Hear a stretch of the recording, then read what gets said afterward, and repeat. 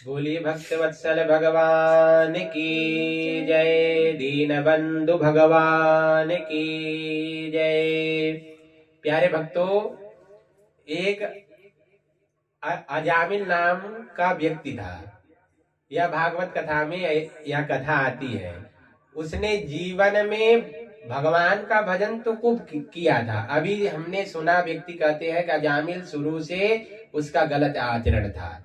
Ajamil Kanye कुब्ज गांव का, कन्नौज में यह गांव पड़ती है। तो यह वेदज्ञ था, शास्त्रोक्त था और उन्होंने वेद पाठ खूब किया था। विद्वान थे अजामिल, पर एक बार दुष्ट व्यक्ति के संग में पड़ करके उनकी मति मलिन हो गई। एक बार वह समिधा बीनने गए जंगल में, तो किसी वैश्या को गलत निगाहों से देख लिया और देख करके उनका मति मलिन हो गया। वह अजामिल अब उसी के चक्कर में फंस गए। अपने घर का भी उन्हें ध्यान नहीं रहा कि घर भी जाना है। अब उसी के चक्कर में फंस करके उन्होंने, अब वह उस वैश्या से कई संतानें उत्पन्न की और अंत में, पर भजन करने वालों का कभी पतन नहीं होता है।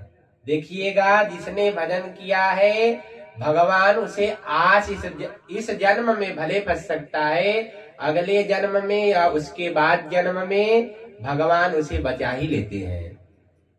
तो अब संत ये मंडली एक दिन पहुंची और पहुंच करके अजामिल को देख करके संत महात्मा तो जान जाते कितना भजनानंदी है, या किसके चक्कर में ऐसे फंस गया है।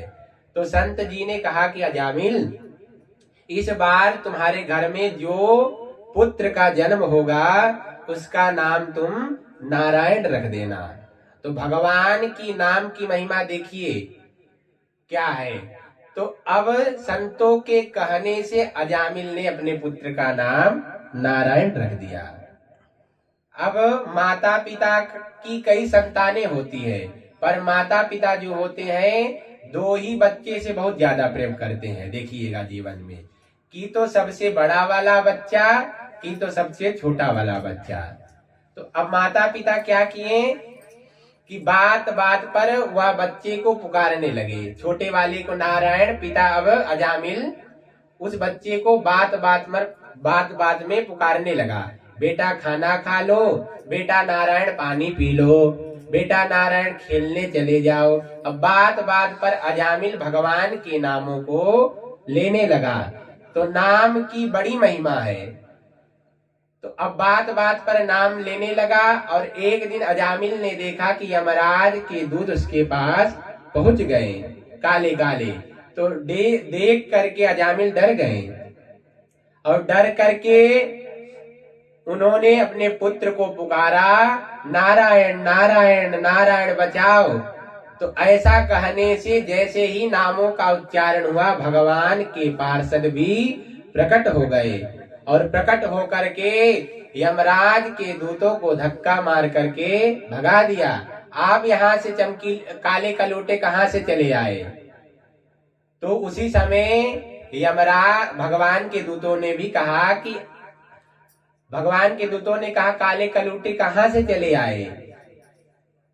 तो यमराज के दूतों ने भी कहा कि आप चार चार चमकीले चमकीले कहाँ से चले आए?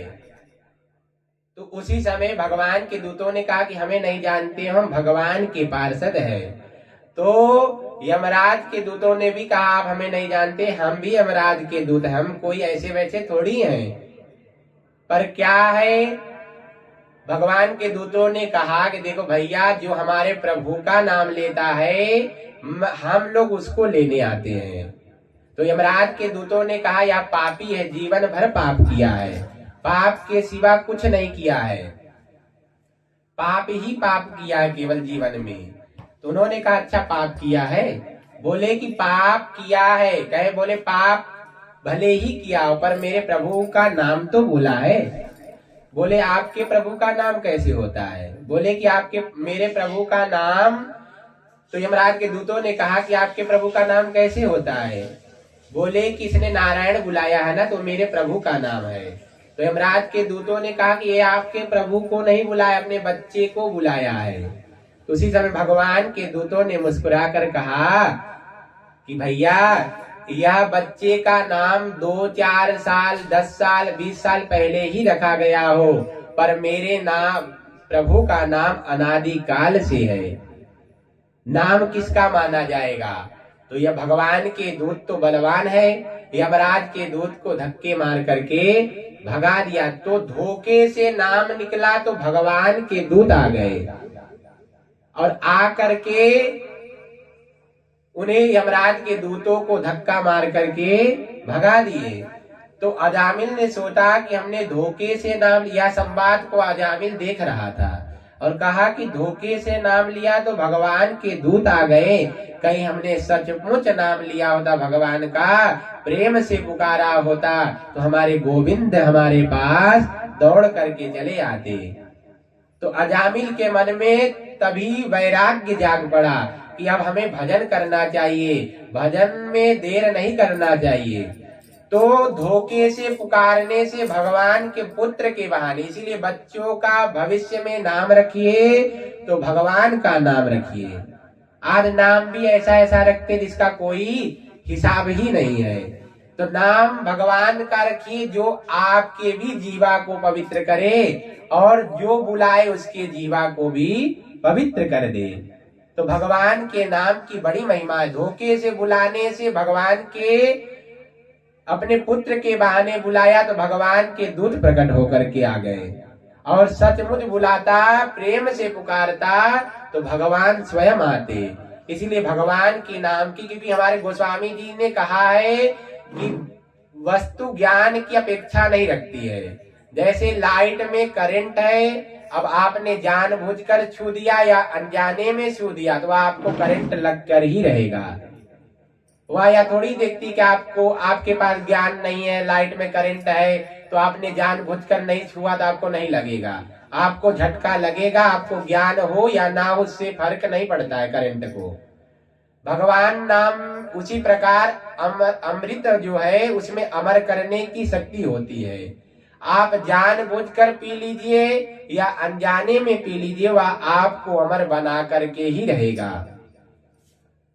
इसी प्रकार भगवान का नाम तारने की शक्ति रखती है। चाहे आप जानबूझकर बुलाइए, चाहे अनजाने में बुलाइए, वह आपको भगवान के लोक तक पहुंचाई देगी।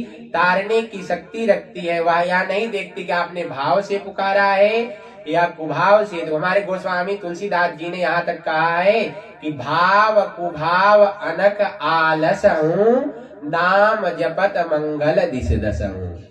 तो भाव से कुभाव से जैसे भी भगवान के नाम को जपिएगा तो भगवान आपका मंगल अवश्य करेंगे। तो जैसे भी भगवान के धोखे से नाम निकला तो अजामिल को भगवान के लोक में जाना पड़ा। तो उसी प्रकार अंत समय अजामिल सही हो गए और खूब भजन किए और अंत समय भगवान के लोक, भगवान के वैकुंठ धाम को चले गए। बोलिए भक्त वत्सल भगवान की जय, दीन बंधु भगवान की जय।